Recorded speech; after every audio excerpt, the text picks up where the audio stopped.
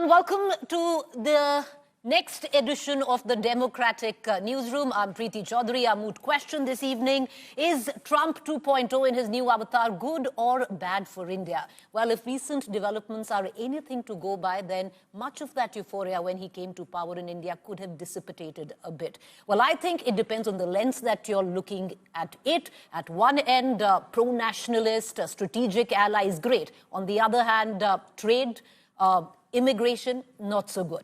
But for the benefit of our viewers, we have the best crack team right here to decode for you whether Trump 2.0 is good or bad for India. We have with us our consulting editor, Rajdeep Sardesai. We have Siddharth Zarabi, Gaurav Sawant, and Geeta Mohan. Rajdeep, our India Today magazine also leads with the same story this week, Trumping Trump. Trump, good or bad for India, and how does India maneuver this treacherous minefield? First of all, a caveat. I don't claim to be an expert on Trumpian economics or even his foreign policy. So I want to keep that out there up front. Plus, I think he's barely been in power, not even for 3 months in Trump 2.0. To assess Trump and whether he's good or bad for India, I think is even before 100 days are over, is a shade too premature. What I will say is my sense is Trump is creating so much of unpredictability and uncertainty around the world that it's leading to over-anxiety and legitimate over-anxiety, and that is not good for any country in the world, including the United States, including India, including China. And if we on the sidelines think that a US-China trade war is going to be good for India across time, trade wars are not good for anyone. And the last thing you want is if the trade war ends in a global recession, as people far more expert than me seem to suggest, that's not, again, good for India. I mean, if there is a US recession later this year, again, that's not good news for India. So I will hold my judgment on what Trump does eventually. But for now, this uncertainty and unpredictability may be great for us in the news business, but it's not good for the markets. It's not good for the economy. It's not good, therefore, for most democratic countries. You know, we're going to talk about the markets, the economy, but I want to bring in Geeta Mohan, because our external affairs editor. Because Geeta, when Trump came back to power, there was a sense of euphoria across the country where India is concerned. Everyone thought that, damn, you know, our moment has come. It hasn't quite transcended like we imagined. Well, Preeti, I'll take you back to before Trump came to power and his campaigns. And you're right, there was a lot of euphoria, and there must be in certain areas when it comes to strategic and foreign policy.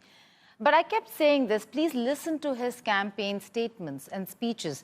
While he lauded Modi, every time he said, Prime Minister Modi is a good friend of mine, he also said, but, and that, the sentence after but, was missed out by everyone. They would only say, oh, he's praising Modi, great for India. But he would always say, but India was bad to us on tariffs. India was bad to us on trade. And we're going to be tough. We're going to be very tough this time. They were not nice to us. He said it multiple times during the campaign speeches. So I think he came with that idea. And there was a case of Harley-Davidson's, which he was very particular about, that India reduced tariffs. But for India, it was very clear, you reduce for one, you reduce for the entire sector. And that was not acceptable at that point in time. But at the end of the day, he held on to that. Okay. He held on to that one incident, and he kept repeating himself, saying, you know, they've been bad to us on trade. And look, things are going to look difficult. Negotiations are going to be tough. But I think the two sides have shown political commitment on a BTA. Let's see if that happens by fall. Okay. Then we can assess and say, okay, maybe good for India. I want to bring in Gaurav. He's also somebody who looks at foreign policy with a hawk eye, a pro-nationalist look at it. Gaurav, how do you gauge on how things are unfolding right now? Because I would reckon, are you also looking at it from which lens that you look at one end, pro-nationalist, strategic allies, it's great for India, anti-terror, see what's happened yesterday, or on the other hand, migration, trade, not too good? Well, Prime Minister Narendra Modi was quick off the block amongst the first world leaders to go to the United States of America and start engaging with Trump. India's made that mistake once in the past when a leadership is changing, when a regime is changing in the United States of America, you're not engaged either with the old one or the new one. And by the time the new one comes in, you've already lost one of those 4 years. We've seen that in the past. This time, the government was really quick. External Affairs Minister Jaishankar, he was quick to go to the United States of America, engaged with the old leadership, engaged with the new leadership. And with the new leadership, Prime Minister Narendra Modi on the 13th of February was in the United States of America talking to President Trump, quick off the block. So India has 26% tariffs imposed on us. Of course, right now there's a 90-day freeze except on China. So, a disadvantaged China may just be an advantage this region. You have to work. Look, Aapada mein avsar is something that India is famous for. In every adversity, you look for an opportunity. Can you find an opportunity here? Trump is America first. Modi is India first. So America first and India first, you'll have to find middle ground. That's exactly what negotiations are all about. Trump's a tough negotiator, but so is Narendra Modi. All Gujaratis are great negotiators, they say. So let's see if the two are able to negotiate a great deal, which is win-win for both, or at least not lose-lose for both. Can I just come in here before you go to Siddharth, Preeti?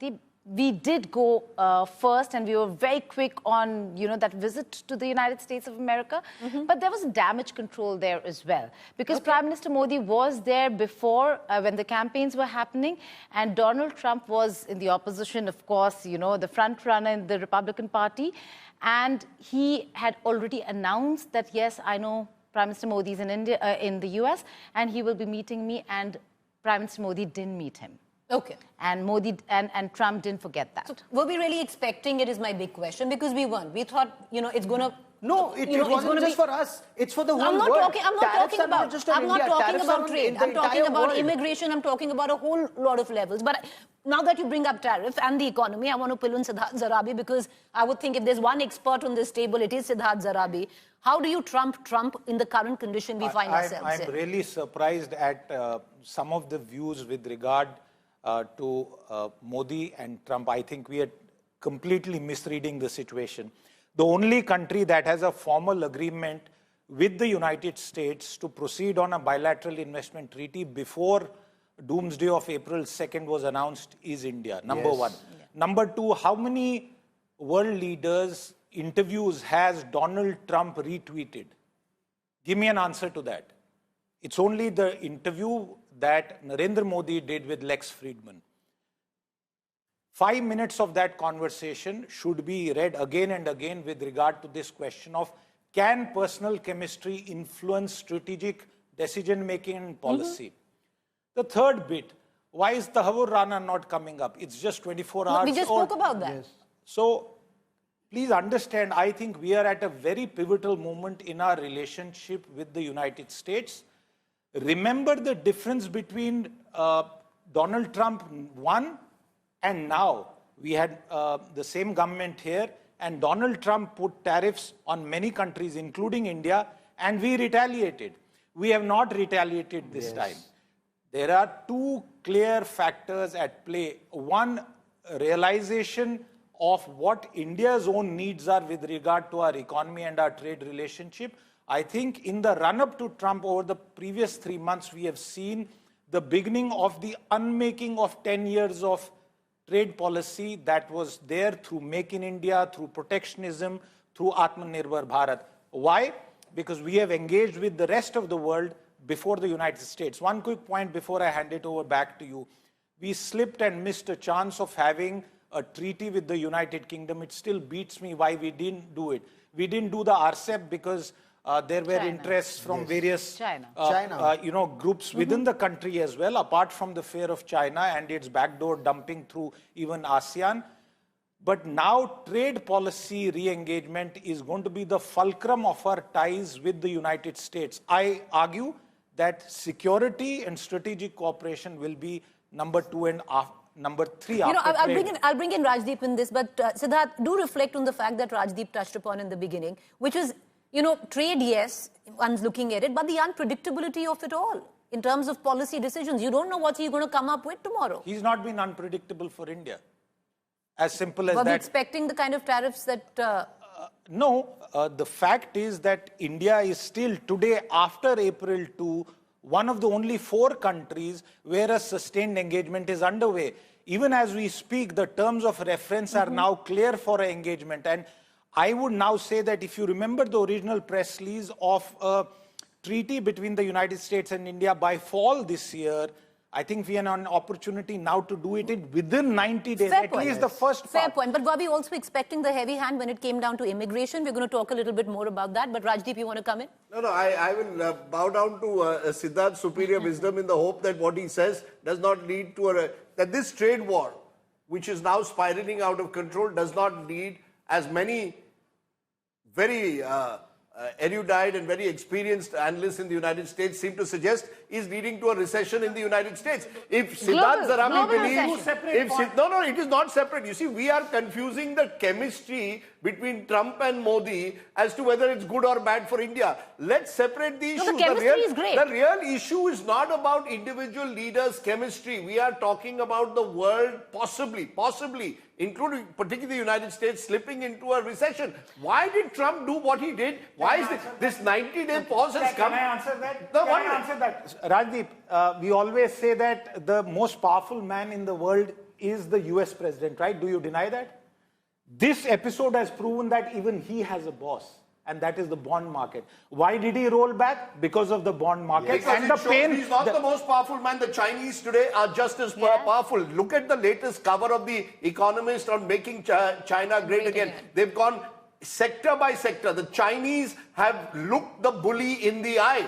And the fact is... How does it concern us? No, so 1 minute. It should concern It concerns us only to the No, extent... why? Should we be on China's side? Should we be on China's side? Okay, no. Should we be on China's side? One second. Should concern us. There's no point talking at each other. Do we forget Galwan? 1 second. No, Why should we be on China's side? It is a concern. It should concern us. I'll come It to is you. a concern. Geeta, let's try and make sense in this debate. I'll come to you. Let Siddharth and Rajdeep finish, and then I will come to Geeta and Gaurav in just a minute. My only limited point, as I said, I'm not an expert, so this is second-hand knowledge, is simply this, that if the world is pushed into a trade war between the US and China, and if the United States slips into a recession, India will not be immune to its fallout. That's all I'm saying. Siddharth, just get into that and I'll come to Gaurav. Rajdeep, I argue that this is India's moment. Yes. We are at 1991 redux. This is the moment where we take care of our internal problems and get out of this trap that is set because of decades of a certain framework. We don't need China. And the US is attacking China and its proxies and its transshipment gateways, which is the ASEAN trade. This is our time to get out of So it. Gaurav, so we've sensed opportunity in chaos. This is an absolute opportunity. Are we in a position to take it is the big issue, as Siddharth very rightly pointed out. And I've got these numbers. It's all about numbers, right? 145% today, tariffs from China up from 125%, right? Bangladesh was 37%, Sri Lanka 44%, Vietnam 46%. India, 26%. Why there is a freeze? What's the message that's going out here? That's the opportunity for India. A disadvantage China is that advantage India. Can we get into that window? Can we be the manufacturers, and how are we doing that? Let me give you small examples of supply chain diversification in the past 2 years, just past 2 years. Apple, Samsung, Foxconn expanding in India. Apple from 5 billion in 2022 to 12 billion in 2024. The BTA, Siddharth, yield to your superior knowledge, will give India further advantage in this. Should that happen? I'm making the simple point. Trump and America is fighting the fight that we perhaps cannot fight at this stage with China. Yes. Yeah. I am very happy with that. Okay, that's what I'm saying. But it should concern us because China is a concern for India. That was the point I was making, Siddharth. Having said that, going just back to Tahavur Rana, this is a conversation about whether Trump is good for India or not about what Prime Minister Modi has stood for. Because if we talk about personal chemistry, Tahavur Rana decision did not happen under Trump. It actually happened under Biden, with Biden and Modi chemistry. So Modi worked and negotiated with Biden administration and so not for with India as well, the and not Congress with Trump government, the UPA administration. worked for it. There's no denying So that the fact. achievement over here by saying that Tahavur Rana has come back because he announced it did not happen in this administration. Modi had worked the wheels long before that with Biden. This analogy, this comparison does not work. The real point really at this stage is, while China and the United States fight. The question is, do we have it within us? Will we make the necessary changes? And will Prime Minister Narendra Modi, his government, and more importantly, states, remember the outpouring of frustration by startups after Piyush Goyal's comments? I have never seen people come out and expose the systemic issues that entrepreneurs, business face on the ground. Just today I read that one entrepreneur said that his medical startup shut down because for 18 months in a state he did not get permission. So do we have it in us to take opportunity, or what could be an opportunity? All right, okay. So, Rajdeep, do you want to come in? Because it does seem that America is watching out for itself. We need to watch out for ourselves. Finally, Siddharth Zarabi is hitting the nail on the head. None of this has anything to do with Donald Trump. It has to do with what we have to do for ourselves. You still need, for example, to set up a hospital in this country, more than 90 permissions. You still need to set up a hotel in this country, more than 100 permissions. Ease of doing business in this country is not exactly something, despite the attempts to trump up and claim that we have risen in the ease of doing business. The truth of the matter is, talk to business persons and they tell you how difficult it is to do business in different parts of... There is tremendous difficulty. Look at what GST is doing. The manner in which you got now GST inspectors running what income tax notices used to do in the past.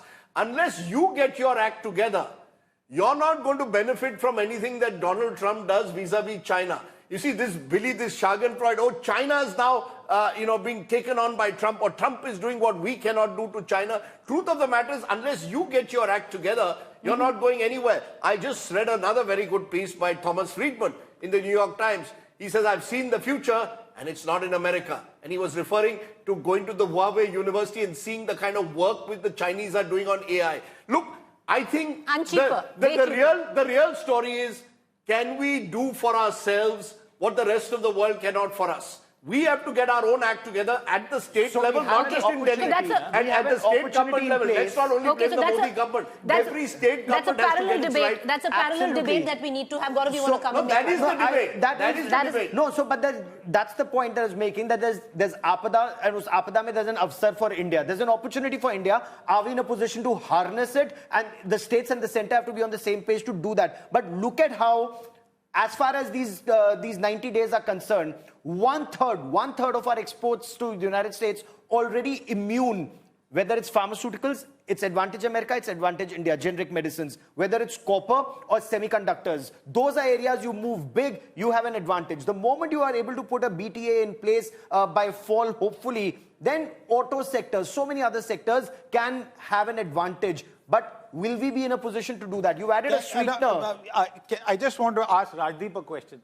Rajdeep, should we open up our agriculture and dairy sector? I am not the expert. I am very clear on this subject. I will bow down. I will bow down. Okay. This is a serious question. My only amusement is this. I'll answer your question. My only amusement is this. For 10 years, I have been hearing that India was going to do a free trade agreement with the British, with the United Kingdom. Not happened. For the last decade, I have been hearing that India is going to do an agreement with the... Should we protect the auto sector? The problem is, it's so fascinating that a government with its Swadeshi rhetoric, make in India, engaging in protectionism, turning its back on expanding to the world, is now suddenly has to have a Donald Trump remind us of the need to develop trade agreements. Good. No, what were we doing for the last 8 years? India has multiple foreign trade agreements or free trade agreements with foreign countries. That's the question. What were we doing for the last 8 years? One person. That is the question. One person. Siddharth, you first, then Gaurav will come. Preeti, should we open our agriculture sector? All I'm asking you... Yes or no? Give me an answer. I'm not an expert. I am not an expert. So let me say this. This is the issue where we shy away from looking inwards. If we do not open up to agriculture exports, if we to imports, if we don't open our dairy sector, then what are you talking about? But you have to protect your agriculture sector. You have to protect dairy, because that is where what does protection mean? What does protection mean? You have to impose certain additional tariffs on agricultural products and dairy products that come in from other countries. You have to protect your farmers. Stop them from coming so that you have to protect your farmers. This is selective. But it has to be India. You ultimately, he's working on America first. You will work on India first, and you will find a middle ground somewhere. You know, that's the beauty of the Democratic Newsroom. That is the middle ground. That is the key. You cannot have maximalist positions internally and then say, US, go take a walk. Fair point. Don't work like that. So, now for a minute. Look, That is why it takes time to have a free trade agreement. Foreign Minister Jaishankar made that pointed remark at the Business Today CEO conclave, where he said that these are not his words, but he implied that it is time we relook what we have been doing for the last 10 years. That's the beauty of the Democratic Newsroom. Both Siddharth and Gaurav began together with one opinion, and by the end of this debate, we find them on two different sides of the spectrum. But to streamline the debate a little more, Geeta, I want to bring you back in, because from micro, where we're looking at trade right now and economy, let's go macro. You know, because the fact is, the unpredictability of it all. Were we expecting the kind of, the positioning that the United States took on immigration? No, we were not. We were not expecting, Indians to come back by not the truckload, but the plane load. On the other hand, trade. How are we supposed to brace ourselves in the days to come? Because tomorrow can be something else entirely. So it's not absolutely, I agree with Siddharth on one point, it's not absolutely unpredictable, because we were paying attention to what was being we, meaning our team over here, was paying attention to what was being said by Donald Trump through his campaign and after as well. The only unpredictability, Preeti, comes in the fact that it happened so soon, that within 100 days, they knew exactly what they wanted to do and how they're doing it. I don't think India or any country was prepared for these kind of moves. They knew, we knew, that they're going to be very tough on trade. Immigration, certainly so. He changed his stance from calling everybody aliens. What to expect now? What's the next hiccup that we could probably face?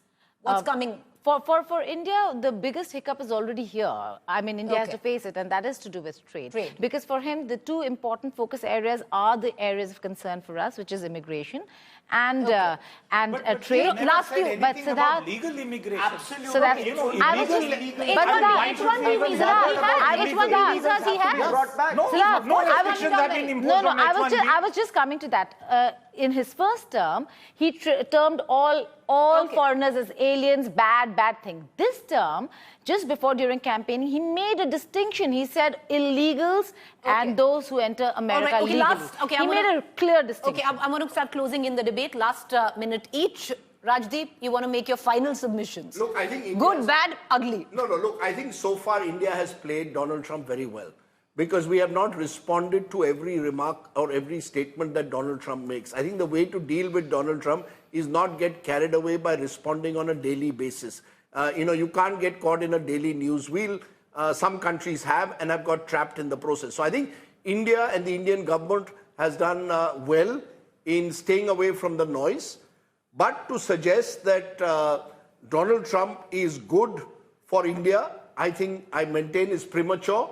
I think we can revisit this debate at the end of the year. We'll have greater clarity whether a bilateral trade deal has been struck by the autumn, whether America doesn't go into a recession, how this China-US deal plays out, whether there's some backroom negotiations, and lo and behold, the Chinese and the US come to some kind of an agreement. We don't know how all of that will play out. So I'm very hesitant to say anything at this moment, which 9 months from now could prove to be horribly wrong either way. 1 minute, your final submissions.